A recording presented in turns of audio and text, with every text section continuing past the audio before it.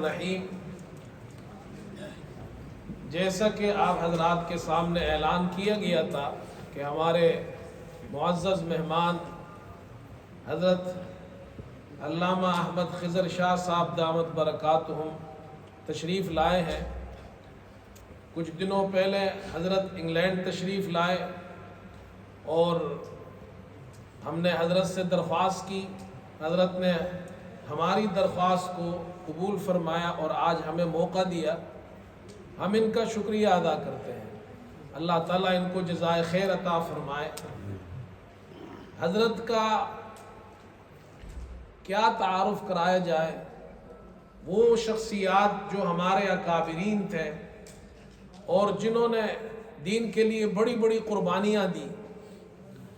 دارالعلوم دیوبند، جس سے آپ تمام حضرات واقف ہیں، ہندوستان کے اندر علم کا ایک بہت بڑا مرکز ہے، اور ایسا مرکز ہمارے بزرگوں نے قائم کیا کہ وہ ایسا چراغ تھا جس سے دنیا کے اندر بہت سے چراغ پھر جلنا شروع ہوئے، اور یہ نور علم کا پوری دنیا میں پھیل گیا۔ آج بھی آپ کو یورپ کے اندر جو مساجد نظر آتے ہیں، مدارس نظر آتے ہیں، یہاں مدارس ہے ڈیوزبری میں، اسی طرح دوسرے شہروں کے اندر بڑے بڑے مدارس ہیں، یہ تمام ان علماء کا فیض ہے۔ انہی علماء میں سے ایک بڑی شخصیت حضرت محدث عصر حضرت علامہ انور شاہ کشمیری رحمۃ اللہ علیہ، جن سے پوری دنیا واقف ہے۔ اللہ تعالیٰ نے ان کو بہت بڑا علم اور مرتبہ عطا کیا تھا۔ حضرت قاری طیب صاحب رحمۃ اللہ علیہ فرماتے تھے کہ حضرت علامہ انور شاہ کشمیری رحمۃ اللہ علیہ چلتا پھرتا کتب خانہ ہے۔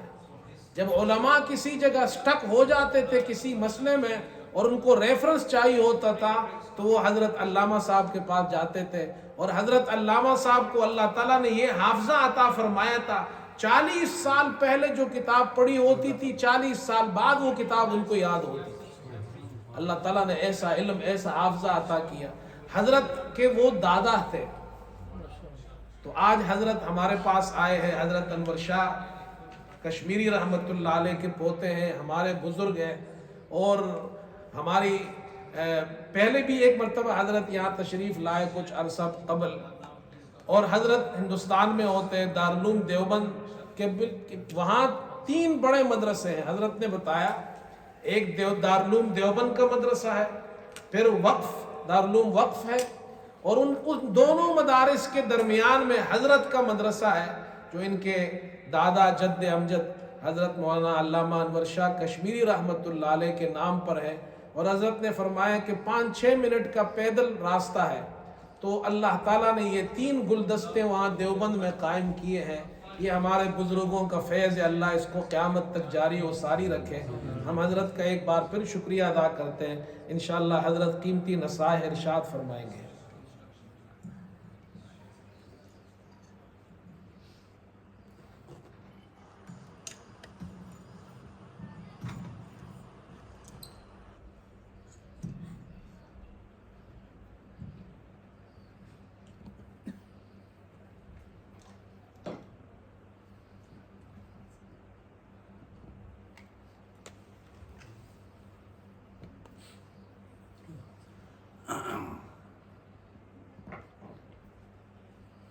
بسم اللہ الرحمن الرحیم، الحمدللہ اہلہ والصلاة علی اہلہ، اما بعد، قال اللہ تعالی فی القرآن المجید وسارعوا الی مغفرۃ من ربکم وجنۃ عرضها السماوات والارض اعدت للمتقین۔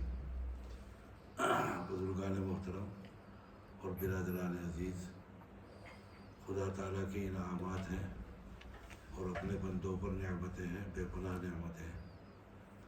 ان نعمتوں کو نہ شمار کیا جا سکتا، نہ ان نعمتوں کا ہم ایسا حق ادا کر سکتے جیسا کہ حق ادا کرنا چاہیے۔ آپ دیکھیے کہ آپ کو اور ہم کو اور دنیا میں تمام مخلوقات کو اور انسانوں کو اللہ تعالیٰ نے آنکھ کی نعمت عطا فرمائی۔ دیکھ رہے ہیں دنیا کے حسین منظر اور حسین جلوے اور طرح طرح کی چیزیں ہماری نگاہوں کے سامنے ہیں۔ آنکھوں سے دیکھ کر ماں باپ اولاد کو دیکھ کر خوش ہو رہے ہیں، دل خوش کر رہے ہیں، اور اولاد ماں باپ کو دیکھ کر سرور محسوس کرتی ہے۔ ایسے ہی تمام دنیا کی دوسری چیزیں، تمام کاروبار آنکھ کی روشنی کے اوپر ہیں۔ آپ پڑھائی کے اندر ہو یا لکھائی کے اندر ہو، آپ تجارت میں ہو، آپ کہیں آ رہے ہو کہیں جا رہے ہو، آنکھ کی روشنی اس میں اہم ترین کردار ادا کرتی ہے۔ اس کی قدر و قیمت اس شخص سے پوچھئے، وہ بتائے گا جو آنکھ کی روشنی سے محروم ہے، نابینا ہے اور دیکھ نہیں سکتا، ایک قدم بھی بغیر کسی سہارے کے اور کسی کے تعاون کے بغیر نہیں اٹھا سکتا۔ پھر اس کے بعد اللہ تعالیٰ نے پاؤں میں طاقت عطا فرمائی، یہ ہاتھ ہیں، یہ پاؤں ہیں، دوڑ رہے ہیں، بھاگ رہے ہیں، کاروبار کو انجام دینے کے لیے، اپنی ضرورتوں کو پورا کرنے کے لیے۔ ایک سیکنڈ میں یہاں تھے، اگلے لمحے میں اور اگلے مرحلے میں دوسری جگہ پر ہے۔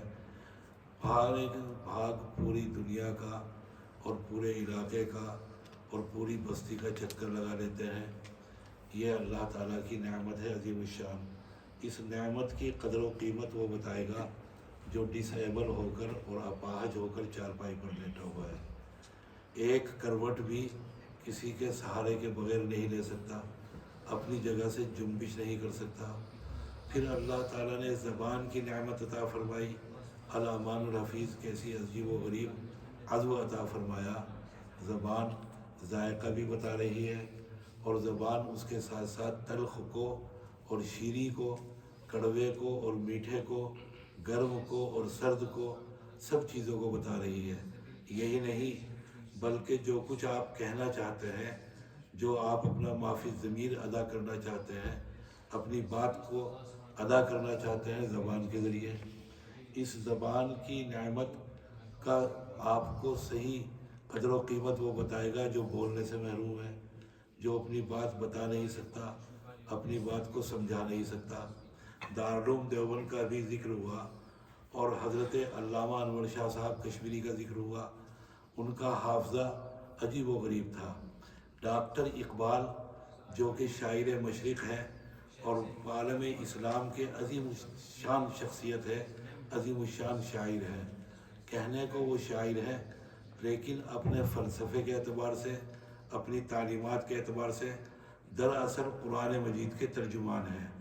تو ڈاکٹر نے ایک موقع پر، جس وقت علامہ کی وفات ہوئی اور ڈاکٹر کو اطلاع ملی لاہور میں، تو لاہور کے برکت ہال میں تعزیتی جلسہ ہوا، اور اس جلسے میں ڈاکٹر نے تقریر کرتے ہوئے یہاں سے آغاز کیا کہ ہزاروں سال نرگس اپنی بے نوری پہ روتی ہے، بڑی مشکل سے ہوتا ہے چمن میں دیدہ ور پیدا۔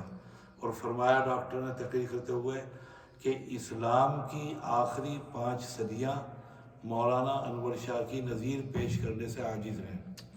علامہ کشمیری کے شاگرد اور جامع اشرفیہ لاہور کے شیخ الحدیث حضرت مولانا ادریس صاحب کاندھلوی، جن کی معارف القرآن بھی ہے اور سیرت المصطفیٰ بھی ہے، اور حدیث کی معروف کتاب مشکات المصابیح، اس کی شرح عربی میں التعلیق الصبیح بھی ہے۔ وہ فرماتے تھے کہ ایک روز علامہ کے تمام شاگرد جمع ہوئے، اور جمع ہونے کے بعد یہ آپس میں گفتگو ہوئی کہ علامہ کشمیری کا علم کتنا تھا۔ آپس میں بات کرتے کرتے یہ فیصلہ ہوا کہ اسلام کی آخری 500 سال میں جتنے علماء پیدا ہوئے کل دنیا کے اندر، ان سب کا علم اگر جمع کر لیا جائے تو انور شاہ کے علم کی زکوٰۃ بھی ادا نہیں ہوگی۔ یہ اللہ تعالیٰ نے علم عطا فرمایا تھا۔ دارالعلوم دیوبند کے شیخ الحدیث بھی تھے اور صدر المدرسین بھی تھے۔ وہاں کی شورا میں نامور شخصیات تھیں، دارالعلوم کی ایگزیکٹو باڈی میں اور اس کی شورا میں۔ ایک موقع پر وہاں پر سر یاور جنگ آئے ہیں، جو کہ مشہور حیدرآباد کے نواب تھے، اور آنے کے بعد انہوں نے شورا میں شرکت کی۔ وہاں پر دارالعلوم کی جانب سے ان کی ضیافت کا اہتمام تھا، دعوت کا اہتمام تھا۔ کھانے میں سر یاور بیٹھے ہوئے تھے اور برابر میں علامہ کشمیری کے۔ علامہ کشمیری کھانے سے فارغ ہونے کے بعد جب سویٹ ڈش آئی، میٹھا آیا، تو اس کو لے کر ہاتھ سے کھانے لگے۔ وہ حیران ہو کر دیکھنے لگا کیونکہ اس کے اعتبار سے یہ تہذیب کے خلاف تھا، تو بڑے سلیقے سے دریافت کیا کہ حضرت کیا آپ حدیث میں یہ بتا سکتے ہیں کہ نبی کریم صلی اللہ علیہ وسلم نے انگلی سے اور ہاتھ سے کوئی چیز کھائی ہو، آپ نے میٹھا استعمال کیا ہو یا کوئی اور کھانے کی چیز؟ حضرت اگر بتا دیں تو بڑا کرم ہوگا۔ شاہ صاحب نے فرمایا اس کے 3 جواب ہیں، کچھ عقلی جواب ہیں اور کچھ نقلی، آپ کو کون سا جواب چاہیے؟ حدیث سے جواب دوں یا عقل کے مطابق جواب دوں؟ کہنے لگا کہ حضرت حدیث کے مطابق جواب دیجئے، مجھے حدیث سے جواب چاہیے۔ فرمایا کہ حدیث میں ہے کہ نبی کریم علیہ السلام کو لوکی بہت پسند تھی، کدو، اور آپ اس کو پیالے کے اندر جب سامنے آتا تیار ہو کر کدو شوربے کی شکل میں، تو پیالے کے اندر اپنی انگلیوں سے تلاش کرتے تھے اس کے قطرے کو، اور تلاش کر کر آپ اس کو انگلیوں سے اٹھا کر کھاتے تھے۔ کہنے لگا حضرت اگر نقلی جواب بھی بتا دیں، اصلی عقلی جواب بھی؟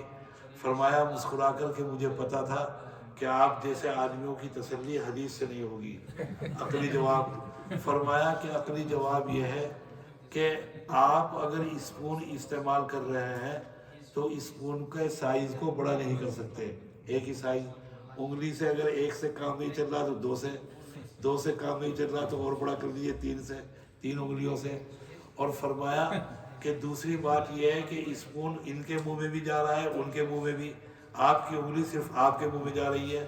اور تیسری بات یہ ہے کہ آپ کو اسپون کے اندر لے کر کوئی چیز کھائیں، وہ گرم اور ٹھنڈا نہیں بتا سکتی۔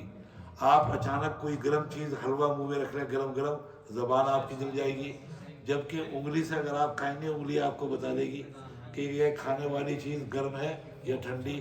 کہنے لگا سبحان اللہ حضرت ماشاءاللہ کیا بات بیان کی۔ کہا کہ بہت سطحی باتیں ہیں، عام سی باتیں ہیں، غور نہیں کیا جاتا، یہ آپ کو عجیب لگ رہی ہے۔ تو یہ حضرت علامہ کشمیری بہرحال فرمایا کہ انعامات ہیں حق تعالیٰ جل مجدہ کی اور ان کی نعمتیں ہیں۔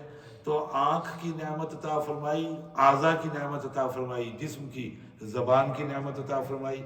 ایسی عجیب و غریب اللہ تعالیٰ نے عضو دیا ہے زبان کہ اس کو ملٹی پرپس کہتے ہیں، اور اس کو میجک کہا جائے کہ اسی زبان کا ایک گوشت کا ٹکڑا ہے، اس کے استعمال پر نبی کریم صلی اللہ علیہ وسلم نے پابندی عائد کر دی، آپ نے کنٹرول بٹھایا۔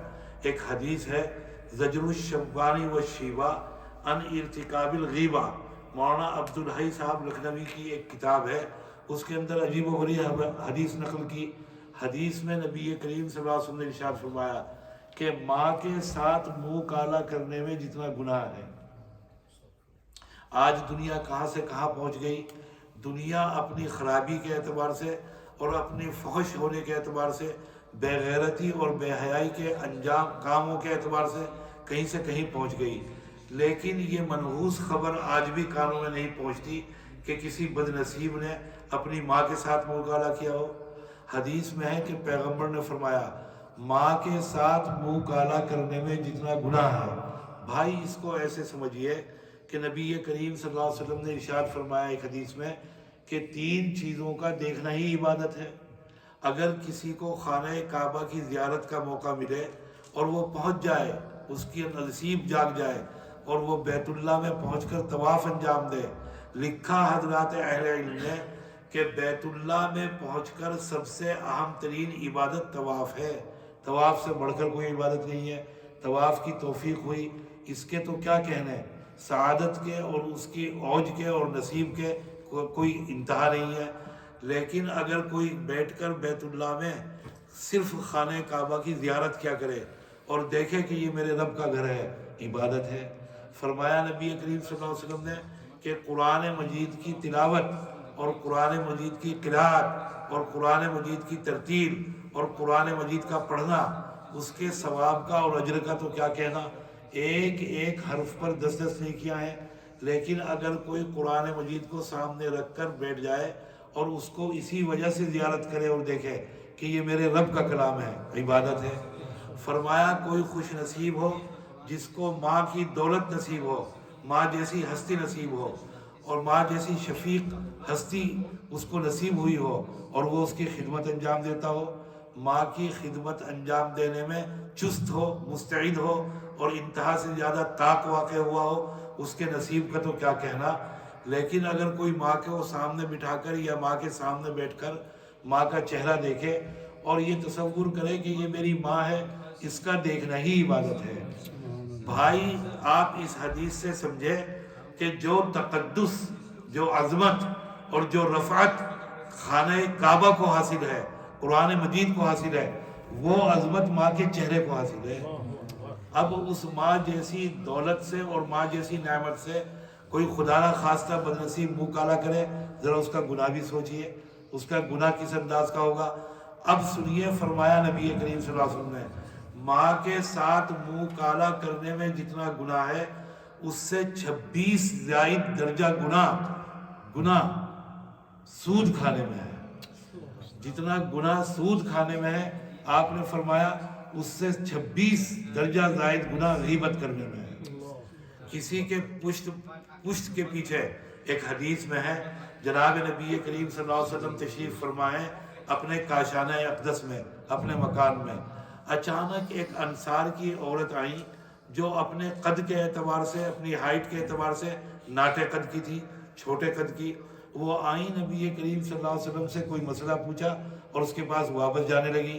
تو جب وہ واپس جا رہی تھی تو سیدہ عائشہ رضی اللہ تعالیٰ عنہ نے عرض کیا یا نبی کریم صلی اللہ علیہ وسلم سے، یا رسول اللہ اس طریقے پر جا رہی ہیں جیسے میرا یہ انگوٹھا، یعنی ان کی پست قامتی کی جانب، ان کے چھوٹے قد کی جانب اشارہ کیا۔ حضرت عائشہ نے، نبی کریم صلی اللہ علیہ وسلم کا چہرے انور کا رنگ بدل گیا۔ آپ نے فرمایا، عائشہ تو خود بھی ہلاک ہوئی اور مجھے بھی ہلاک کر دیا۔ حضرت عائشہ نے گھبرا کر کہا، یا رسول اللہ، میں نے کوئی تہمت نہیں لگائی، میں نے کوئی خلاف واقعہ بات نہیں کہی، خلاف حقیقت بات نہیں کہی، میں نے ایسی بات کہی جو ان کے اندر موجود ہے، وہ واقعتاً چھوٹے قد کی ہیں، میں نے یہی کہا۔ آپ نے فرمایا، عائشہ، کسی کی عدم موجودگی میں، کسی کے پیٹھ پیچھے ایسی بات کہنا کہ جو اس کے سامنے اگر کہی جائے تو اسے ناگوار گزرے، برا محسوس ہو، اسی کو غیبت کہتے ہیں۔ اور عائشہ، کسی کے بارے میں ایسی بات کہی جائے جو اس کے اندر موجود نہ ہو، جو عیب اس کے اندر، یہ تو تہمت ہے، یہ تو اتہام ہے، اس کا عذاب تو اس سے کہیں زیادہ ہے۔ تو جناب نبی کریم صلی اللہ علیہ وسلم نے زبان کے اوپر کنٹرول قائم کرنا چاہتے ہیں، زبان کو استعمال۔ حدیث میں آپ نے فرمایا کہ صبح ہوتی ہے تو تمام جسم کے اعضاء زبان کے سامنے ہاتھ جوڑتے ہیں اور کہتے ہیں کہ اگر تو صحیح رہے گی تو ہم بھی صحیح رہیں گے، اگر تو بگڑ گئی، تیرے اندر فساد پیدا ہو گیا تو ہماری بھی خیر نہیں، ہمارے اندر بھی فساد پیدا ہو جائے گا۔ بہرحال یہ زبان ہے جو تمام چیزوں کو آپ کو بتا رہی ہے، ایک عضو ہے لیکن اس کے کام کتنے زیادہ ہیں، گرم میں بھی بتا رہی ہے، سرد بھی، تلخ بھی اور شیریں بھی، کڑوا بھی اور میٹھا بھی، سرد بھی اور گرم بھی، اور بولنے کی طاقت بھی اور اپنے مفہوم کو ادا کرنے کی قوت بھی۔ اللہ تعالیٰ نے سب کچھ عطا فرمایا، کتنی بڑی نعمت ہے۔ اس نعمت کی قدر وہ بتائے گا جو اس سے محروم ہے۔ پھر سماعت کی اور سننے کی، پھر سونگنے کی، اور ان سب سے بڑھ کر اللہ تعالیٰ نے عقل کی نعمت عطا فرمائی۔ عقل کی دولت اتنی عظیم الشان دولت ہے کہ حدیث میں نبی کریم صلی اللہ علیہ وسلم نے فرمایا کہ اللہ تعالیٰ نے عقل کو پیدا فرمایا، پیدا فرمانے کے بعد حکم دیا کہ آگے کو آ، عقل آگے بڑھی، پھر حکم دیا کہ پیچھے ہٹ، عقل پیچھے ہٹی، اور پھر ارشاد فرمایا عقل کو خطاب کر کے کہ جا، اب تمام سوال و جواب، پوچھ تاچھ، حساب و کتاب اور مواخذہ تجھ پر ہی ہوگا۔ تمام پوچھ تاچھ، یہی وجہ ہے کہ شریعت کے اندر اور شرعی احکام کا مکلف کوئی نابالغ نہیں ہے، بچہ نہیں ہے، اور کوئی عقل سے بیگانہ ہو، دیوانہ ہو یا عقل سے محروم ہو، وہ شریعت کے احکامات کا پابند نہیں ہے، اس پر کوئی پوچھ تاچھ نہیں ہے۔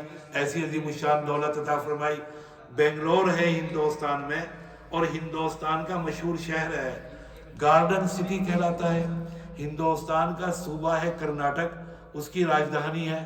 وہاں پر اللہ تعالیٰ نے مسلمانوں کو قوت بخشی، اور دوسرے ہندوستان کے علاقوں کے مقابلے میں وہاں کا مسلمان تعلیم یافتہ بھی ہے، اور اقتصادی طور پر اکانومی کے اعتبار سے بھی مضبوط ہے، تجارت ان کے پاس ہے، اللہ تعالیٰ نے طاقت عطا فرمائی ہے. وہاں پر میرے والد صاحب جاتے تھے، فخر المحدثین حضرت مولانا انظر شاہ کشمیری، 16 سال تک رمضان المبارک میں قرآن مجید کی تفسیر بیان کی بنگلور میں. جب پہنچے ہیں ایک بار بنگلور تو ان کے تمام شاگرد وہاں پر آئے ملاقات کے لیے. 60 سال انہوں نے دارالعلوم دیوبند میں حدیث پڑھائی ہے. چنانچہ ان کے شاگرد تھے، وہ جمع ہو کر آئے بنگلور میں ان کی رہائش گاہ پر، اور آنے کے بعد ملاقات کی. ان میں سے ایک شاگرد بولے کہ حضرت یہاں آپ کے شاگرد ہیں، وہ آپ کو لے جائیں گے بنگلور کی سیر کرانے، کوئی میوزیم دکھائے گا، کوئی یہاں کا اسمبلی ہال دکھائے گا، کوئی یہاں گارڈن لے جائے گا، کوئی آپ کو زو لے جائے گا. حضرت میں بھی آپ کو ایک جگہ لے جانا چاہتا ہوں. والد صاحب نے کہا کہ بھائی ضرور چلو. کہاں لے جاؤ گے؟ کہنے لگے کہ حضرت میں مینٹل ہاسپٹل میں ملازم ہوں، پاگل خانے میں، یہاں کے سرکاری پاگل خانہ، میں وہاں آپ کو دکھانا چاہتا ہوں کہ یہاں کی زندگی کتنی عجیب و غریب ہے، یہاں کیسے لوگ رہتے ہیں اور کیا انداز ہے، ذرا وہ بھی چل کے دیکھیے. والد صاحب نے ارشاد فرمایا ضرور بھائی، عبرت کا مقام ہے. ایسے مقام پر اور ایسی چیزوں کو دیکھ کر جنہیں دیکھ کر عبرت حاصل ہو، جنہیں دیکھ کر خدا یاد آئے، جنہیں دیکھ کر خدا کی نعمتوں کا قدر دل کے اندر پیدا ہو، ضرور جانا چاہیے. قرآن مجید میں بھی اور حدیث میں بھی نبی کریم صلی اللہ علیہ وسلم نے ارشاد فرمایا کہ بکثرت قبرستان کی زیارت کرو، کہ وہاں پر جا کر قبرستان میں اپنا انجام یاد آتا ہے. آپ کو وہاں پر جا کر احساس ہوتا ہے کہ ہمیں بھی یہی آنا ہے، یہی ہماری آخری منزل ہے، ہم بھی یہاں پر آ کر خاک ہو جائیں گے. اس ویرانے کو ایک روز ہم بھی آباد کریں گے. آ کر قبرستان میں جا کر اپنا انجام یاد آتا ہے، خدا یاد آتا ہے. لہٰذا زیارت کرنے اور قبرستان پہنچنے کی ہدایت دی. تو ایسے مقامات پر اور ایسی جگہ پر والد صاحب نے کہا ضرور چلیں گے. میں بھی ساتھ میں تھا، کم عمر تھا میں. جب پہنچے پاگل خانے میں تو عجیب منظر دیکھا. 2 سال کے بچوں سے لے کر 90 سال کے لوگ تک، بوڑھے تھے، جوان اور بوڑھے اور ادھیڑ عمر اور عورتیں. ایک لڑکی کو دیکھا انتہا سے زیادہ خوبصورت غیر مسلم لڑکی، بالکل جوان لڑکی، لوہے کے ایک پنجرے کے اندر اسے قید کیا ہوا تھا، بند کیا ہوا تھا. اور اس کا پاگل پن یہ تھا کہ وہ ٹہل رہی تھی پورے 1 سیکنڈ کے لیے. انہوں نے بتایا کہ ایک لمحے کے لیے یہ نہیں بیٹھتی، نہ یہ سوتی. بس یہ اتنی تعلیم یافتہ ہے کہ اس نے بی کام کیا. یہ 70s کی بات ہے، سن 1970 کے عشرے کی بات. اس وقت کامرس کی ڈگری آئی تھی، بی کام اور ایم کام. تو بڑا تعلیم یافتہ سمجھا جاتا تھا جو بی کام ہوتا تھا. تو انہوں نے کہا کہ یہ بی کام ہے لڑکی، تعلیم یافتہ ہے. اور اس کو دیکھ کر اس نے ٹیلی ویژن پر فلمی گانے سن کر اس کی عقل چلی گئی. نیا نیا ٹیلی ویژن آیا تھا ہندوستان میں، فلمی گانے سنتی تھی. اور کہنے لگے حضرت یہ اتنی دیر کھڑی ہوتی ہے، جب ہفتے میں کوئی اس کا رشتہ دار آتا ہے اور وہ اس کے سامنے کھڑے ہو کر گانے سناتا ہے، اتنی دیر یہ ٹھہرتی ہے. جہاں وہ گیا اور اس نے ٹہلنا شروع کیا اور دن رات 24 گھنٹے ٹہلتی رہتی ہے. یہ دکھایا. بہرحال وہاں عجیب و غریب منظر دیکھنے میں آئے. ایک اگلے سال جب گئے نیکسٹ ایئر، تو انہوں نے کہا کہ حضرت آئیے ایک اور صاحب سے ملاقات کراؤں. ایک صاحب کے کمرے میں پہنچے. ان صاحب کو دیکھا، وہ استقبال کے لیے آئے. بہت لہیم و شہیم، سرخ سفید اور بہت ہٹے کٹے صحت مند آدمی، بڑے سلیقے کے کپڑے پہنے ہوئے، بنیان دھلا ہوا، سفید لنگی انہوں نے پہنی ہوئی، ازار. اور کمرہ بھی بہت ہی سلیقے کا اور آراستہ. معلوم ہوتا تھا کہ ان کا کمرہ کسی خاتون نے سجایا ہے سلیقے کے ساتھ. کمرے کے ایک جانب کے اندر چارپائی، اس کے اوپر قاعدے سے بستر، اور ایک کونے کے اندر ٹیبل، اس کے اوپر ٹیبل لیمپ اور پانی جگ کر رکھا ہوا. جس وقت ہم ان کے کمرے کے قریب پہنچے تو وہ باہر آئے، والد صاحب کا استقبال کیا اور انہوں نے کہا آئیے مولانا تشریف لائیے. اور بڑے سلیقے قاعدے کے ساتھ کرسی پر بٹھایا والد صاحب کو اور خود چارپائی پر بیٹھ گئے. بات کرتے رہے. 2-3 منٹ بات کرنے کے بعد والد صاحب کو شک ہوا کہ یہ تو شاید کسی نے ان کے ساتھ کوئی زیادتی ہو گئی. یہ تو بہت ربط کے ساتھ بات کر رہے ہیں، بڑی سلیقے کی گفتگو کر رہے ہیں. ان کی گفتگو سے ایک بھی بات ایسی ظاہر نہیں ہوئی کہ یہ عقل سے محروم ہے. والد صاحب نے ان سے کہا کہ آپ یہاں کیسے، یعنی آپ کے اندر تو کوئی علامت نہیں ہے پاگل پن کی، آپ یہاں کیسے؟ کہنے لگے حضرت میری داستان بڑی درد انگیز ہے اور بڑی غمناک ہے. والد صاحب نے پوچھا کیا ہوا؟ کہ میں احمد آباد کا رہنے والا ہوں، گجرات کا، اور ہمارے یہاں 3-4 فیکٹریاں ہیں کپڑے کی، کپڑا بنانے کی، اور سینکڑوں ہمارے یہاں ملازم ہیں، بہت بڑا کاروبار ہے ہمارا۔ میری والدہ کا انتقال ہوا، میرے والد نے دوسری شادی کی، میرے بہن بھائی پیدا ہوئے، اب میری دوسری والدہ کو یہ ہوا کہ مجھے بھی فیکٹری میں حصہ دینا پڑے گا، لہٰذا انہوں نے میرے بارے میں خاندان میں پروپیگنڈا شروع کیا کہ میں پاگل ہوں۔ اسی پروپیگنڈا اور دشمنی کا نتیجہ ہے کہ آج میں یہاں پاگل خانے میں موجود ہوں۔ والد صاحب نے اظہار افسوس کیا، اظہار ہمدردی کیا، ان کو تشفی کے اور تسلی کے کلمات کہے اور اٹھنے کے لیے چلے۔ کہنے لگے حضرت آپ کے آنے سے بڑی تسلی ہوئی، بڑا سکون ہوا، اگر آپ کو برا نہ لگے تو چند منٹ اور بیٹھیے، بڑا دل میرا بہترین طریقے سے اچھا محسوس کر رہا ہے، آپ کچھ دیر اور بیٹھیں۔ والد صاحب بیٹھ گئے۔ 2-4 منٹ کے بعد والد صاحب نے کہا کہ بھائی آج جمعہ ہے اور سٹی کی جامعہ مسجد میں میرا پروگرام ہے، مجھے جانا ہے۔ کہنے لگے حضرت آپ بھی کہیں گے کہ پریشان کر دیا، اگر کچھ دیر اور بیٹھتے تو مجھے اور سکون۔ بھائی حضرات اہل دل، اہل اللہ اور اللہ کے نیک بندے، ان کی چند منٹ کی صحبت سکون قلب کا باعث ہوتی ہے۔ کبھی کبھی قلب کی کائنات بدل جاتی ہے۔ دہلی کے اندر مشہور بزرگ ہیں اور ہمارے بزرگوں کے قافلہ سالار حضرت خواجہ باقی باللہ دہلوی، بڑے عظیم الشان اور پائے کے بزرگ گزرے ہیں۔ حالات میں لکھا حضرت کے واقعات میں کہ حضرت کے یہاں ایک روز مہمان آ گئے اچانک، اور کھانے کا وقت تھا۔ جب مہمان آئے تو حضرت نے ان کو بٹھایا اور گھر میں تشریف لے گئے، اور اہلیہ سے پوچھا کہ کچھ ہے کھانے کو؟ وہ بگڑ گئی، کہنے لگی تم نے تو اپنی دکان جما رکھی ہے باہر، پیر بنے بیٹھے ہوئے ہو، اور تمہاری دکان خوب چل رہی ہے، اور تمہیں گھر کا کیا پتہ کہ کیا ہو رہا ہے، اتنے دن سے فاقہ یہاں کام کیا لینے آئے ہو؟ عورتوں کو بڑا احساس ہوتا ہے ان چیزوں کا۔ سیدنا جابر ابن عبداللہ رضی اللہ تعالیٰ عنہ بیان کرتے ہیں، بخاری شریف کی حدیث ہے کہ غزوہ خندق کے موقع پر میں نے سرور کائنات صلی اللہ علیہ وسلم کو دیکھا کہ آپ کا پورا جسم اور آپ کا بدن مبارک اور سینہ گرد و غبار میں اٹا ہوا ہے۔ آپ بھی دوسرے صحابہ کے ساتھ خندق کے کھدوانے میں اور زمین کو کھودنے میں مصروف ہیں۔ چنانچہ میں نے آپ کے جب پیٹ کو غور سے دیکھا تو ہم سب کے پیٹ پر ایک پتھر تھا، پیغمبر کے پیٹ پر 2 پتھر بندھے ہوئے تھے، فاقے کی کثرت کی وجہ سے اور بھوک کی شدت کی وجہ سے۔ جابر کہتے ہیں کہ مجھ سے برداشت نہیں ہوا، میں تیزی کے ساتھ اپنے گھر کی جانب بھاگا، مدینہ منورہ کی جانب، اور گھر آنے کے بعد میں نے اہلیہ سے کہا، میں نے کہا کچھ کھانے کو ہے؟ وہ بگڑ گئی کہ یہاں کیا رکھا ہے کھانے کو؟ یہاں کچھ بھی نہیں ہے، اور ایک تھیلی لائیں، اس میں کچھ دانے جو کے تھے، کہا یہ جو کے دانے ہیں صرف۔ تو جابر کہتے ہیں میں نے کہا کہ دیکھو تم جو کے دانوں کو پیس کر اور آٹا تیار کرو، اور ایک چھوٹا سا بکری کا بچہ ہے گھر میں اسے ذبح کرتا ہوں، گوشت تیار کرتا ہوں، اسے سالن تیار کرو، اور پیغمبر کو میں اس حال میں دیکھ کر آیا ہوں کہ آپ شدید بھوک میں اور فاقے کی حالت میں ہیں۔ جابر کہتے ہیں جب کھانا تیار ہو گیا تو میری بیوی نے مجھ سے کہا کہ جاؤ اور دیکھو، خاص طور سے خیال رکھنا، پیغمبر کو بتا دینا کہ کھانا کتنی مقدار میں ہے، ایسا نہ ہو کہ آدمی زیادہ آ جائے اور پھر بے عزتی ہو، گھر میں کھانا کم پڑ جائے اور لوگ زیادہ ہوں، تو پیغمبر کو بتا دینا کہ بس اتنا کھانا ہے کہ آپ کھا لیں اور آپ کے ساتھ زیادہ سے زیادہ 1-2 آدمی اور۔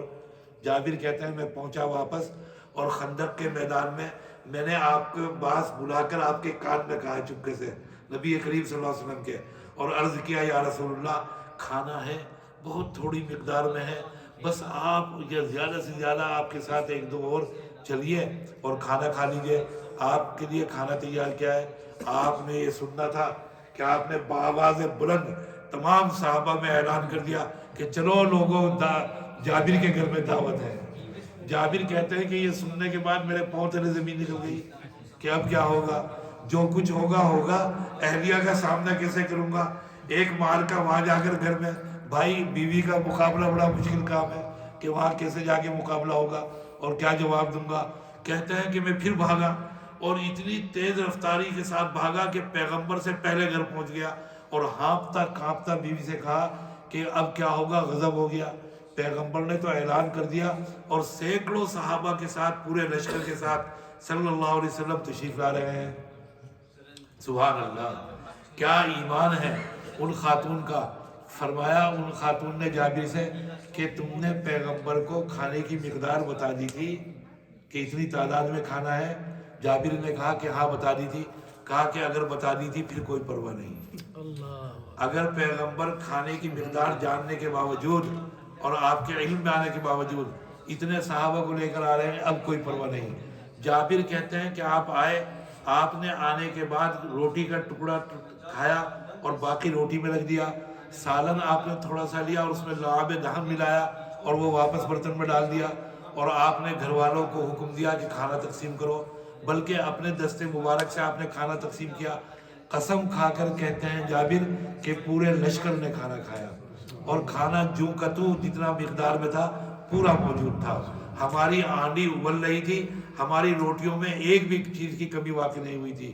آپ نے فراغت کے بعد فرمایا کہ جابر دیکھو یہ کھانا ہے اور اس کھانے کو اب محلے میں تقسیم کر دو، لوگ قحط زدہ ہیں، بھوکے ہیں، اور فرمایا گھر کے لوگوں کو بھی کھلاؤ۔ یہ تو پیغمبر صلی اللہ علیہ وسلم۔ اب حضرت باقی باللہ گھر میں پہنچے اور عرض کیا اہلیہ سے کہ کچھ کھانے کو ہے وہ بگڑ گئی۔ کہنے لگی بڑے میاں تمہاری دکان چل رہی ہے باہر، تم پیر بنے بیٹھے ہو اور تمہارے تو مزے آ رہے اور گھر کا کچھ پتہ نہیں، کچھ نہیں ہے یہاں۔ اب آئے باہر باقی باللہ اور آ کر گھر کے سامنے روڈ پر ٹہلنے لگے پریشان۔ بھائی شریف آدمی اگر ہوگا اور کریم ہوگا تو مہمان اس کی عزت ہوتے ہیں، وہ سب کچھ برداشت کر لے گا، مہمان کی بے عزتی برداشت نہیں کر سکتا، اونچ نیچ برداشت نہیں کر سکتا۔ دیکھو قرآن مجید نے بیان کیا کہ سیدنا لوط علیہ السلام کے یہاں جس وقت پر فرشتے آئے ہیں اور نوجوان اور خوبصورت لڑکوں کی شکل میں، قوم بد فطرت تھی، بد عمل تھی، چنانچہ قوم کو جب معلوم ہوا پہنچ گئے اور حضرت سے مطالبہ کیا ان لڑکوں کو ہمارے حوالے کر دو، ہم اپنی خواہش نفس پوری کریں گے۔ حضرت کا مقولہ اس وقت قرآن مجید نے نقل کیا، قرآن میں حضرت فرمایا، حضرت نے ہاؤلائی بناتی ہن اطہر لکم، کہ تم میرے مہمانوں کے ساتھ بدسلوکی مت کرو، یہ میری بیٹیاں ہیں، ان کے ساتھ اپنا منہ کالا کرنا ہے تو کر لو۔ اپنے مہمانوں کے مقابلے میں اپنی بیٹیوں کو پیش کر دیا۔ اگرچہ دوسرے مفسرین نے لکھا، حضرات اہل علم نے، کہ حضرت کا مقصد یہ تھا کہ امت کے اندر بیٹیاں موجود ہیں، لڑکیاں موجود ہیں جو نکاح کا صحیح مصرف ہیں، خواہش نفس پوری کرنے کی صحیح موضوع اور مقام ہے، ان سے جا کر نکاح کرو۔ یہ کیا بد فطرتی ہے کہ تم ایسے خبیث عمل کے اندر مبتلا ہو، یہ مطلب تھا۔ لیکن حضرت نے اپنی بیٹیوں کو قربان کر دیا اپنے مہمانوں کے لیے۔ چنانچہ باقی باللہ پریشان ٹہل رہے ہیں کہ مہمان بیٹھے ہوئے ہیں، کھانے کا کوئی نظم نہیں۔ سامنے حضرت کی خانقاہ کے ایک ڈھابے والا تھا، جس کے ڈھابے کی دکان تھی اور کھانے کا بھٹیار خانہ، وہ حضرت کو دیکھ رہا تھا کہ حضرت پریشان ٹہل رہے۔ 2-3 منٹ کے بعد اٹھ کر آیا اور آ کر حضرت سے کہا کہ حضرت آپ کچھ پریشان معلوم ہو رہے ہیں، کیوں ٹہل رہے ہیں، کیا بات ہے؟ صاف لوگ ہوتے تھے، سادہ دل، مقصد کی بات بغیر لاگ لپیٹ کے کہتے تھے، کوئی تصنع نہیں۔ دیکھو حدیث میں نبی کریم نے ارشاد فرمایا کہ اہل الجنتی بلغن، جنت کے اندر سادہ لوگ ہوں گے، معصوم لوگ ہوں گے، بھولے بھالے لوگ، سیدھے سادے لوگ جو جنت کے رہنے والے اور جنت کے واسی ہوں گے جنت کے اندر بھی۔ تو اہل علم اور حضرات اہل اللہ بھی صاف دل اور سادہ لوگ۔ چنانچہ حضرت نے بغیر لاگ لپیٹ کے کہا کہ بھائی مہمان آ گئے، گھر میں کھانے کے لیے کچھ نہیں ہے، کہاں سے انتظام کروں، اسی فکر کے اندر مبتلا ہوں۔ اس نے کہا حضرت کھانا میرے ڈھابے پر تیار ہے، آپ مہمانوں کے ساتھ بیٹھیے، ان کے ساتھ گفتگو کیجیے، بس میں ابھی کھانا لایا اور کھانا آپ کے خدمت میں پیش کروں گا، آپ بے فکر ہو کر انہیں کھلائیے۔ بھائی خدمت وہ ہوتی ہے جو وقت کے اوپر ہو، بر وقت جو خدمت ہوتی ہے اس کا تو اجر اور ثواب، اور اس سے جو مسرت ہوتی ہے اس کا تو کیا کہنا۔ سیدنا عبداللہ ابن عباس رضی اللہ تعالیٰ عنہ فرماتے ہیں، نبی کریم صلی اللہ علیہ وسلم کے چچا کے بیٹے ہیں حضرت عباس کے، عبداللہ ابن عباس، کہتے ہیں کہ ایک رات کو نبی کریم صلی اللہ علیہ وسلم کے گھر پر میں اپنے خالو کے گھر پر گیا، اس ارادے سے کہ آج رات کو یہیں سوؤں گا، اور رات میں نبی کریم صلی اللہ علیہ وسلم کے معمولات دیکھوں گا کہ آپ رات کے اندر کیا کرتے ہیں، کتنی عبادت کرتے ہیں۔ کم عمر تھا میں، ابھی بالغ نہیں ہوا تھا، میں پہنچ گیا اپنی خالہ میمونہ کے گھر۔ رات کو میں چارپائی پر لیٹ گیا، جھوٹ موٹ آنکھیں بند کر کے، ایسا ظاہر کر رہا تھا جیسا کہ میں سوچوں گا آپ تشریف لائے باہر سے اندر گھر میں آنے کے بعد آپ نے فرمایا نام الغلیم، بچیمڑا سو گیا، بچہ سو گیا، جمورا سو گیا۔ تو گھر والوں نے بتایا سو گیا۔ ابن عباس کہتے ہیں میں سویا نہیں تھا، جاگ رہا تھا لیکن آنکھیں بند کیے پڑا رہا۔ آپ نے آ کر نوافل کے لیے نیت باندھی، پھر آپ نے نوافل پڑھنے کے بعد آرام کرنے کے لیے چارپائی پر لیٹے۔ کچھ ہی دیر کے بعد آپ یہ کہتے ہوئے کھڑے ہو گئے کہ مجھے آرام سے کیا کام، اور آپ بیت الخلا گئے وضو کرنے کے لیے، قضاء حاجت کے لیے۔ میں نے یہ سوچا کہ آپ ہمیشہ وضو پر رہنا پسند کرتے ہیں، ہر وقت آپ بیت الخلا سے آئیں گے وضو کریں گے، تو میں نے ایک برتن میں پانی بھر کر رکھ دیا وضو کے لیے۔ آپ اندر سے تشریف لائے فارغ ہو کر، پانی دیکھا، بر وقت خدمت تھی، پانی کی ضرورت تھی وضو کے لیے، خوش ہوئے۔ آپ نے پوچھا یہ کس نے رکھا ہے؟ گھر والوں نے بتایا کہ ابن عباس نے، عبداللہ نے۔ آپ نے فرط خوشی میں اور مسرت میں مجھے اپنے سینے سے لگا لیا اور سینے سے لگا کر دعا دی، اللہم علمہ الکتاب اللہم فقہہ فی الدین۔ حضرت عباس کہتے ہیں مجھے دعائیں دی کہ اے اللہ اسے قرآن مجید کا علم عطا فرما، اے اللہ اسے فقہ اور سمجھ بوجھ عطا فرما۔ کہتے ہیں کہ اسی دعا کا اثر تھا کہ آج اگر مفسرین کو تمام تفاسیر کے ذخیرے میں کسی آیت کی تفسیر میں ابن عباس کی کوئی روایت مل گئی یا قول، تمام ذخیرہ ایک طرف، ابن عباس کا قول نمبر 1 پر ہوتا ہے۔ حبر الامہ اور ترجمان القرآن کے نام سے مشہور ہے سیدنا ابن عباس۔ بر وقت خدمت کی تھی نبی کریم صلی اللہ علیہ وسلم کی اور شرف حاصل کیا تھا۔ تو اس نے کھانا لا کر رکھا، بھٹیارے نے، حضرت نے مہمانوں کو کھانا کھلایا۔ کھانا کھلانے کے بعد فارغ ہوئے، مہمان رخصت ہو گئے۔ جب وہ اپنے برتن لینے آیا بھٹیارا، وہ ہوٹل والا اپنے برتن اٹھانے، تو جوش آیا حضرت کو، خدمت ہوئی تھی اور بر وقت خدمت ہوئی تھی، اور فرمایا جوش میں کہ مانگو کیا مانگتے ہو۔ وہ بھی پاکستانی، انتہا سے زیادہ بہت ترار قسم کا آدمی تھا، بہت تیز۔ کہنے لگا کہ اپنے جیسا بنا دیجئے، یہ دیکھیے۔ حضرت سے کہنے لگا حضرت اپنے جیسا۔ حضرت نے کہا یہ تو بہت مشکل کام ہے۔ کہنے لگا حضرت اگر مشکل ہے تو میں نے تو کوئی بل پیش نہیں کیا تھا، نہ میں نے کھانے کی اجرت مانگی، نہ کھانے کا میں نے مطالبہ کیا۔ بھائی 1 سیکنڈ میں کائنات بدل جاتی ہے۔ میں نے عرض کیا، میں سناتا ہوں کہ سرور کائنات صلی اللہ علیہ وسلم بیت اللہ کا طواف فرما رہے ہیں، فتح مکہ کا موقع ہے، ابھی ابھی تازہ تازہ مکہ فتح ہوا ہے، جذبات آسمان کے اوپر ہیں، دشمن گرم ہے اور اس کے جذبات بھی نہایت گرم ہے۔ آپ سب کے صحابہ کا بیان ہے کہ آپ بیت اللہ کا طواف کر رہے ہیں اور ہم نے آپ کو سیکیورٹی میں لیا ہوا ہے، حلقے میں صحابہ نے گھیر رکھا ہے پیغمبر کو، درمیان میں پیغمبر، ایک کافر نوجوان ہاتھ میں نیزہ لیے ہوئے آپ کے پیچھے پیچھے، اور اس فکر کے اندر اس موقع کی تلاش میں کہ موقع ملے تو محمد کی جان لے لوں، پیچھے پیچھے۔ اچانک دوسرے تیسرے چکر میں آپ تیزی کے ساتھ پیچھے پلٹے، وہی نوجوان، آپ نے یہاں ہاتھ رکھا اور دریافت کیا کیا سوچ رہے ہو، ایسے یہاں ہاتھ رکھ کر اس کے کہنے لگا کچھ نہیں یا رسول اللہ۔ آپ نے فرمایا جو سوچ رہے ہو اسے بدل ڈالو۔ کہتا ہے کہ خدا کی قسم چند سیکنڈ کے اندر وہ آدمی جو دنیا کا سب سے نفرت انگیز آدمی تھا، جس کا دین، جس کی دعوت سب سے زیادہ مقبوض تھی اور سب سے زیادہ نفرت انگیز تھی، ایک لمحے کے اندر سب سے محبوب ہو گیا۔ چند لمحے پہلے جس کی جان لینے کے لیے آیا تھا، چند لمحوں کے اندر یہ کائنات بدل گئی دل کی کہ اس کے لیے جان دینے کو تیار ہو گیا۔ لمحات کے اندر آپ نے، جب حضرت نے فرمایا کہ یہ مشکل کام ہے، تو اس نے کہا کہ حضرت میں نے تو کوئی بل نہیں دیا تھا، میں نے تو کھانا نہیں، آپ سے اجرت نہیں مانگی، آپ نے خود فرمایا مانگو کیا مانگتے ہو، تو آپ کے کہنے کے مطابق میں نے عرض کیا کہ اپنے جیسا بنا دیجئے۔ لکھا ہے کہ ایک نظر ڈالی اس کے اوپر، تمام اس کے قلب کی کائنات تبدیل ہو گئی، تمام وہ ملکات، وہ روحانیات جو برسوں کی محنت کے بعد حضرت کو حاصل ہوئے تھے، ایک دم منتقل کیے۔ کہنے والوں نے کہا اور لکھنے والوں نے لکھا کہ صورت بھی اتنی بدل گئی تھی بھٹیارے کی کہ یہ پہچاننا مشکل تھا باقی بلّہ کون ہے اور بھٹیارہ کون ہے۔ اور جب اتنے پاور کا حضرت نے لوڈ منتقل کیا تو 3 دن کے اندر اندر ختم ہو گیا۔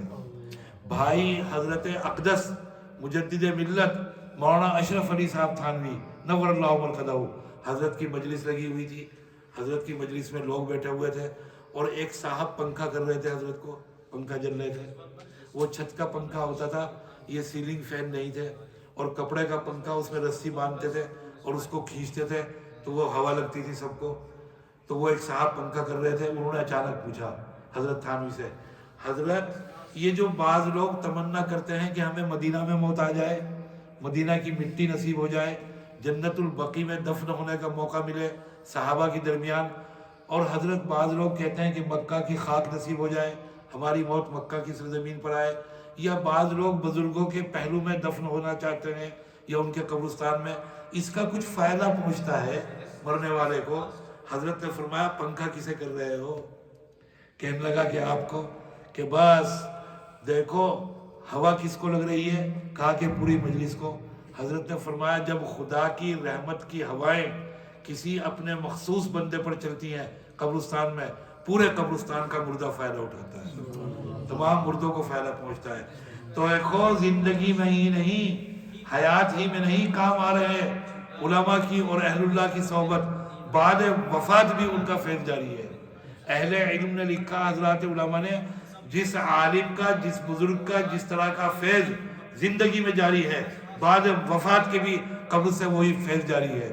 اگر کسی کے سینے سے علم کا فیض جاری تھا تو مرنے کے بعد بھی قبر سے علم کا فیض جاری ہے۔ تو بھائی حضرت نے توجہ کی اور کائنات بدل دی۔ تو اسی طریقے پر نبی کریم صلی اللہ علیہ وسلم نے ارشاد فرمایا، میں عقل کے بارے میں آپ کو بتا رہا تھا، آپ نے ارشاد فرمایا، عجیب و غریب حدیث آپ کی ہے کہ ایک غزوے کے بعد، ایک غزوہ قائم ہوا، غزوے کے بعد نبی کریم صلی اللہ علیہ وسلم تشریف فرمائے، حضرات صحابہ، ایک صحابی نے عرض کیا یا رسول اللہ اس غزوے میں ہم سب نے شرکت کی، تمام صحابہ نے، کیا سب کو اجر اور ثواب برابر ملے گا، یکساں ملے گا، مساوی ملے گا، یا عقل کے مطابق ملے گا؟ یعنی جس کی عقل زیادہ ہے اسے ثواب زیادہ، جس کی عقل کم ہے اس کو اجر کم ملے گا عقل کے مطابق؟ عجیب و غریب جناب نبی کریم صلی اللہ علیہ وسلم نے ارشاد فرمایا کہ عقل کے تفاوت کے اعتبار سے ملے گا، عقل کے فرق کے اعتبار سے۔ اگر کسی کی عقل زیادہ ہے تو اس کو اجر بھی زیادہ ملے گا، کسی کی عقل کم ہے تو اس کو اجر بھی کم۔ اتنی عظیم الشان نعمت اللہ تعالیٰ نے عطا فرمائی۔ پھر بھائی اس کے بعد ایمان کی نعمت عطا فرمائی، ایمان کی دولت عطا فرمائی، ایمان سے سرفراز فرمایا۔ دیکھو بھائی وقت بہت کم ہے اور عالم یہ ہے کہ میں صبح چلا تھا، کہاں سے چلے تھے بھائی ہم؟ میں تو بھول بھی گیا، والس ہال سے، والس ہال سے گلوسٹر آیا، گلوسٹر سے پھر آپ کی خدمت میں یہاں آیا، آنے کے بعد روزے کے ساتھ، اور 12 سال سے شوگر کا پیشنٹ ہوں روزے کے ساتھ۔ اتنی ہمت میری بھی نہیں ہے کہ آپ کے سامنے آیت میں نے پڑھی تھی، آیت کا تو ابھی پس منظر بھی نہیں بیان کیا، میں آپ کو بتاتا کہ جنت ہے یا نہیں، جہنم ہے یا نہیں، اگر ہے تو کہاں اس کا علاقہ ایک جہنم کون سا ہے، جنت میں داخل ہونے والے اعمال کون سے ہیں، سب سے زیادہ فاسٹ ترین ٹریک کون سا ہے جنت میں داخل ہونے کا، میں آپ کے سامنے عرض کرتا، جنت سے متعلق اور جنت کی وسعتوں سے متعلق آپ کے سامنے بیان کرتا، مغفرت کے بارے میں بیان کرتا، لیکن پھر کبھی آئندہ انشاءاللہ حاضر ہوں گا اور آیت کے اوپر کچھ عرض کرنے کی کوشش کروں گا۔ سر دست و اجازت، وآخر دعوانا ان الحمدللہ رب العالمین۔ دعا کر لیجئے گا بھائی، اپنے لیے دعا کیجئے، اپنے اہل و عیال کے لیے، اپنے اعزہ کے لیے، اپنے اقارب کے لیے، اور یہ کہ آج عشرہ مغفرت تقریباً شاید ختم ہو گیا، جی آخری عشرہ شروع ہو گیا، آخری عشرہ کا آغاز اور ابتدا ہے۔ یہ 2 عشرے ہماری غفلت کی نظر ہو گئے، ہم نے عشرہ رحمت میں ایسی اللہ تعالیٰ کی طرف توجہ نہیں کی، اپنی غفلتوں کی وجہ سے جیسا کرنی چاہیے محروم ہے، ایسے ہی اپنے گناہوں کی ایسی مغفرت نہیں چاہیے جیسا کہ چاہنی چاہیے تھی۔ بھائی اب جو پروانہ ہے آزادی اللہ تعالیٰ سے، دیکھو تمام خیر اللہ تعالیٰ نے آخر میں رکھ دی، ہر چیز کے آخر میں خیر رکھ دی۔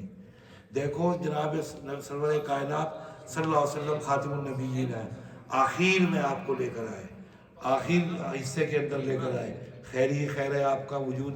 تو ہر چیز کے آخر میں خیر ہے. یہ اشرۂ خیر شروع ہوا ہے، اس کے اندر زیادہ سے زیادہ عبادت اور دعائیں کی جائیں اور اللہ تعالیٰ کو نزدیک اس کی رحمتوں کا اپنے آپ کو مستحق بنایا جائے. خدا تعالیٰ دعائیں قبول فرمائے. عالم اسلام کے لیے دعا کیجیے، ہندی مسلمانوں کے لیے دعا کیجیے. بڑے سخت حالات کے اندر ہیں، بڑے سخت حالات کے اندر ہیں. فلسطینی مسلمانوں کے لیے دعا کیجیے، برمی مسلمان، اور جہاں جہاں عالم اسلام میں مسلمان خطرات کے اندر ہیں ان کے لیے. عالم اسلام کے حکماء اور عالم اسلام کے جو حکمراں ہیں ان کے لیے دعا کیجیے کہ اللہ تعالیٰ انہیں فیصلوں کی جرأت عطا فرمائے، عقل سلیم عطا فرمائے، اور خداوند تعالیٰ بہترین فیصلہ کرنے کی توفیق عطا فرمائے. آپ مسلمانوں کی آبرو، ان کی مال اور عزت اور جان کے لیے دعا، اور اپنے اہل و عیال کے لیے دعا کیجیے. اپنے ان مردوں کے لیے دعا کیجیے جو اس دنیا سے جا چکے ہیں، والدین کے لیے، اپنے اعزاء و اقارب رشتہ داروں کے لیے، اپنے احباب کے لیے، اپنے متعلقین کے لیے، اور اپنے اہل محلہ کے لیے جو دنیا سے رخصت ہو کر خدا کے دربار میں پہنچ چکے. درود شریف پڑھ لیجئے. شب جمعہ ہے، مبارک اوقات ہے بھائی، جم کر دعا کیجئے. اللہم صلی علی بدر التمام، اللہم صلی علی نور الظلام، اللہم صلی علی مفتاح دار السلام، اللہم صلی علی الشفیع فی جمیع الانام. لا الہ الا انت سبحانک انا کنا من الظالمین، لا الہ الا انت سبحانک انا کنا من الظالمین. ارحم الراحمین، غیاث المستغیثین، رب العالمین. اے اللہ آپ اکرم الاکرمین ہیں، الہ العالمین. تمام خزانے آپ کے پاس ہیں. اے اللہ تمام قوتیں آپ کو حاصل ہیں، تمام طاقتیں آپ کو حاصل ہیں. ارحم الراحمین آپ صاحب کن فیکون ہیں، آپ فعال لما یرید ہیں، آپ قادر ہیں، قدیر ہیں، مقتدر ہیں. ہم تو کمزور ہیں، ناتواں ہیں، ہم فقیر ہیں، دریوزہ گر ہیں، بھکاری ہیں، آپ کے در پر بیٹھے ہوئے ہیں. اے اللہ اس دنیا میں بھی اگر کسی کریم کے گھر پر بیٹھ جائے اور اس کے در پر، تو وہ خالی ہاتھ نہیں لوٹاتا. الہ العالمین ہم آپ کے در پر بیٹھے ہیں اس امید میں کہ ہمارے دامن مراد لبریز فرما دیں. ارحم الراحمین سب سے پہلے ہمارے گناہوں کی مغفرت فرما. اے اللہ تمام طرح کے گناہ معاف فرما، چھوٹے گناہ ہوں یا بڑے گناہ ہوں. الہ العالمین اعلانیہ گناہ ہوں یا پوشیدہ گناہ ہوں، چھپ کر گناہ کیے ہوں یا کھلے عام گناہ انجام دیے ہوں، ہر طرح کے گناہ معاف فرما. ارحم الراحمین اپنی رحمت کے اندر ہمارے گناہوں کو آڑ مت بنائیے گا، حجاب مت بنائیے گا. ارحم الراحمین آپ غفار ہیں، غفور ہیں، آپ ہی مغفرت فرما سکتے ہیں. الہ العالمین ہم نے ایسی عبادت نہیں کی جیسا کہ عبادت کرنی چاہیے تھی، ایسے روزے نہیں رکھے جیسا کہ روزے رکھنے کا حق تھا، لیکن آپ تو معاف کرنے والے ہیں. الہ العالمین ہماری ان ٹوٹی پھوٹی عبادتوں کو قبول فرما، مزید عبادات کی توفیق عطا فرما. ارحم الراحمین جو بیمار ہیں انہیں صحت و شفا عطا فرما، شفاء کاملہ عطا فرما، عاجلہ عطا فرما، مستمرہ عطا فرما. اے کریم جو ہمارے اعزاء و اقارب اس دنیا سے رخصت ہو چکے، ہمارے والدین، ہمارے رشتہ دار، اے اللہ ان کو وہاں کی راحت عطا فرما، جنت الفردوس کا فیصلہ فرما. الہ العالمین اس ماہ مبارک کی برکت سے ان کے قبور کو نور سے لبریز فرما. ارحم الراحمین ہماری دعائیں ان کے حق میں قبول کروا، اور جب جب انہوں نے ہمارے حق میں دعائیں کی ہیں ان کی دعائیں ہمارے حق میں قبول فرما. اے اللہ عالم اسلام کی حفاظت فرما، عالم اسلام میں مسلمانوں کی حفاظت فرما، ہندی مسلمانوں پر رحم فرما. مسلمان جہاں جہاں آباد ہیں ان کی جان کی، مال کی، آبرو کی حفاظت فرما. الہ العالمین اس ملک میں نوجوانوں کو استقامت عطا فرما، ایمان پر استقامت عطا فرما، بیٹیوں کی پاک دامانی کی حفاظت فرما، عفت عطا فرما. الہ العالمین کردار کی حفاظت فرما.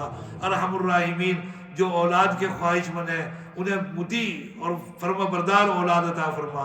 اے اللہ جو بیٹیاں بیٹھی ہوئی ہیں انہیں بہترین رشتے عطا فرما، صاحب نصیب اور نیک شوہر عطا فرما. ارحم الراحمین حاضرین کے نیک مقاصد کی تکمیل فرما. الہ العالمین ان کے نیک آرزویں اور تمنائیں پوری فرما. ارحم الراحمین اپنے فضل و کرم سے ان دعاؤں کو قبول فرما. ربنا ظلمنا انفسنا وإن لم تغفر لنا وترحمنا لنكونن من الخاسرين. ربنا آتنا في الدنيا حسنة وفي الآخرة حسنة وقنا عذاب النار. سبحان ربك رب العزة عما يصفون وسلام على المرسلين والحمد لله رب العالمين.